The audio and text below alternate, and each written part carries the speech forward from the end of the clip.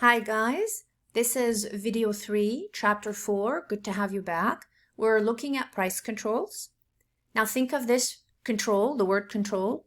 We don't really like it if it's imposed on us. We may like being in control, but we don't like somebody controlling us. Well, the market doesn't like to be controlled too tightly either. It ends up being like a choking mechanism. And so price controls is when the government steps in and says prices cannot be higher than or cannot be lower than. So price ceiling is the highest legal price. Price floor is the lowest legal price. Well, I keep saying legal because this is the government doing it. So think of a ceiling is always like above you, the maximum point, and the floor is like when you're standing in a room is like below you, and without quantum physics, there's no breaching those, right? So some things have a price ceiling on them. Some things have a price control. Some things have both. They tend to be necessities of life. They tend to be things like certain staple foods. It might be utilities. It might be public transportation or any transportation.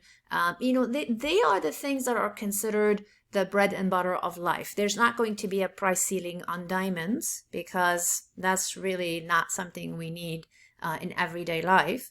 Depending on the states and how they use them, and there are federal ones and there are state level ones. Now, Massachusetts, for instance, has a price floor on cigarettes. Every pack of cigarettes has at least $4.04 imposed on it in order to reduce the number of cigarette packs people are interested in actually purchasing. Sometimes there's a price ceiling on things like bottled water or on gasoline. So somebody making prices severely high during a crisis, a major snowstorm, loss of electricity, natural disasters, they can face legal challenges because of breaching the ceilings and the floors potentially. Now, economists really have a hard time with price ceilings and price floors being used as short-term mechanisms to fight rising prices. So for instance, right now we're seeing very high gas prices. The solution is not for the government to step in and say nobody may charge more than, because they've done that before. Hawaii did that once, right?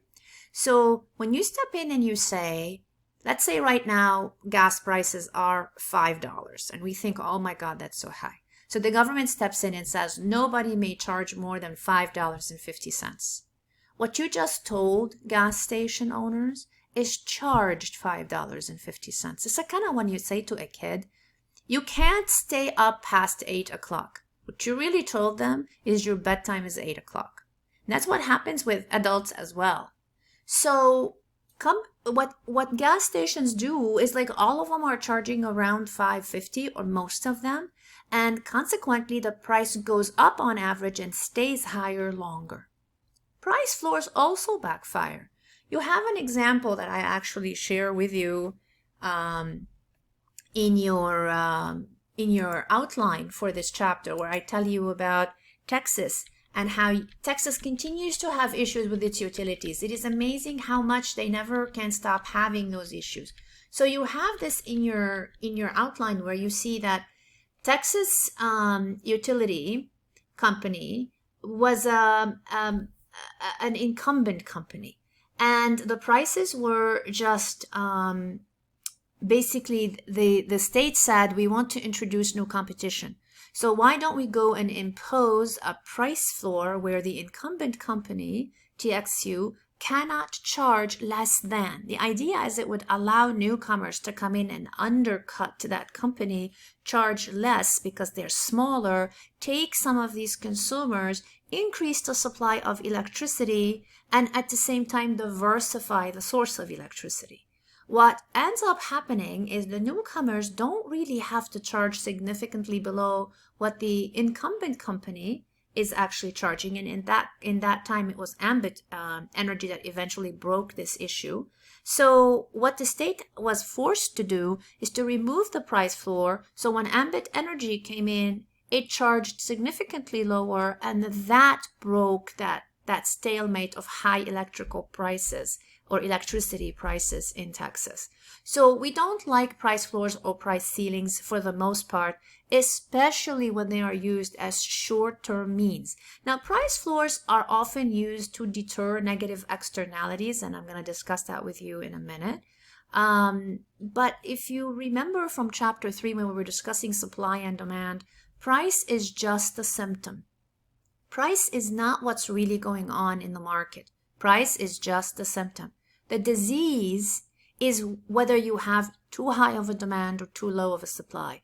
That's the disease. So if you don't like the price, what you really need to do is find a way, like if the price is too high, either demand has to drop or supply has to increase, preferably both. Then prices naturally drop. This is an artificial control of prices. This is like saying, my blood pressure is high, I'm going to be taking medicine. Frankly, what you should be doing is saying, what's giving me high blood pressure? Am I taking too much salt? Am I overweight? Do I not exercise enough? Etc. So what you really should be doing is looking at your lifestyle and bringing down your blood pressure naturally and treating the source of the high blood pressure, not popping a pill while continuously giving your body all the poisons that are causing the high blood pressure in the first place. So price controls are like the pill to mask the symptoms. This is why economists don't like them. So when I say economists despise them, and why? They tend to make this is the bottom line. They make prices higher on average for a longer period of time without improving the demand or supply situation. So you're not really addressing the problem at its roots whatsoever. There's no logic to that. Both keep prices on average higher and for longer. This is what I basically want you to remember from this conversation. Now, what happens when a price ceiling is misplaced? A price ceiling is supposed to be, this is the equilibrium. So you have a demand curve, you have a supply curve, you have an equilibrium where they intersect, right? This is that quantity with the asterisk is the perfect quantity, and the price with the asterisk is the perfect price. These are the equilibrium price and equilibrium quantity. Where the price ceiling should be, if there's going to be one, is above the equilibrium. So if this price is $10, then the price ceiling needs to be more than $10, because that allows the market down here to be able to go up to the equilibrium freely.